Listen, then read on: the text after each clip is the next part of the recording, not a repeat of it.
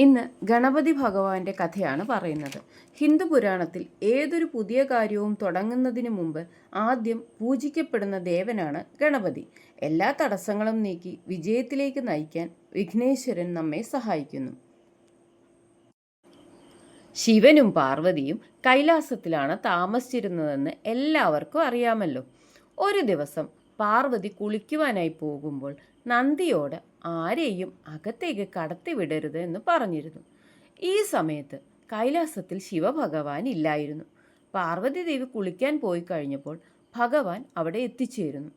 ശിവനോട് ഇഷ്ടമുണ്ടായിരുന്ന നന്ദി ശിവഭഗവാനെ അകത്തേക്ക് കടത്തിവിടുന്നു. ഇത് പാർവതി ദേവിയെ വല്ലാതെ ദുഃഖിതയാക്കി. ആരെയും കടത്തിവിടരുതെന്ന് നന്ദിയോട് പറഞ്ഞിരുന്നെങ്കിലും തന്നെ അനുസരിക്കാതെ വന്നത് ശിവനോടുള്ള ഇഷ്ടം കൊണ്ടാണെന്ന് പാർവതി ദേവിക്ക് മനസ്സിലായി. അതുകൊണ്ട് തനിക്കും അതേപോലെ തന്നോടിഷ്ടമുള്ള ഒരാൾ വേണമെന്ന് ദേവി തീരുമാനിക്കുന്നു. അങ്ങനെ ദേവി തൻ്റെ ശരീരത്തിൽ നിന്നുള്ള മഞ്ഞൾപ്പൊടി ഉപയോഗിച്ച് ഒരു മനുഷ്യരൂപം നിർമ്മിക്കുന്നു.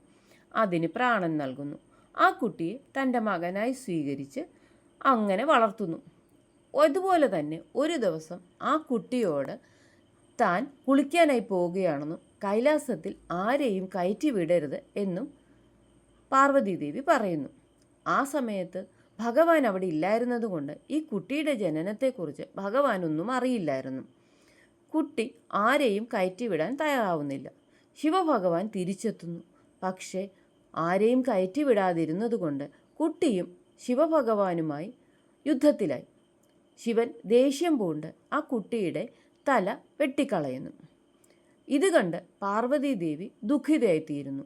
ആ ദുഃഖത്തിൻ്റെ അഗ്നിയിൽ 3 ലോകവും ജ്വലിച്ചു തുടങ്ങി.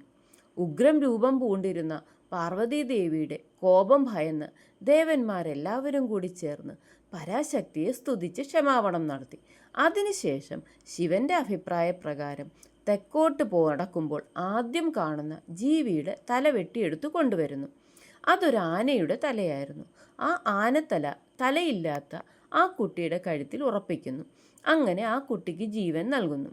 ശിവഭഗവാൻ ആ കുട്ടിയെ തൻ്റെ മകനായി അംഗീകരിക്കുകയും ഇനി മുതൽ ഗണപതി എന്നറിയപ്പെടുകയും ചെയ്യുമെന്ന് എല്ലാവരോടുമായി പറയുന്നു. ഗണപതി എന്നാൽ ഭൂതഗണങ്ങളുടെ നായകൻ എന്നാണ് അർത്ഥം. എല്ലാവർക്കും കഥ ഇഷ്ടപ്പെട്ട് കാണുമല്ലോ. ദയവായി സബ്സ്ക്രൈബ് ചെയ്യുകയും ലൈക്ക് ചെയ്യുകയും ഷെയർ ചെയ്യുകയും ചെയ്യണം. ഇനിയും അടുത്ത കഥയുമായി അടുത്ത ഇതിൽ കണ്ടുമുട്ടുന്നതുവരെ നന്ദി, നമസ്കാരം.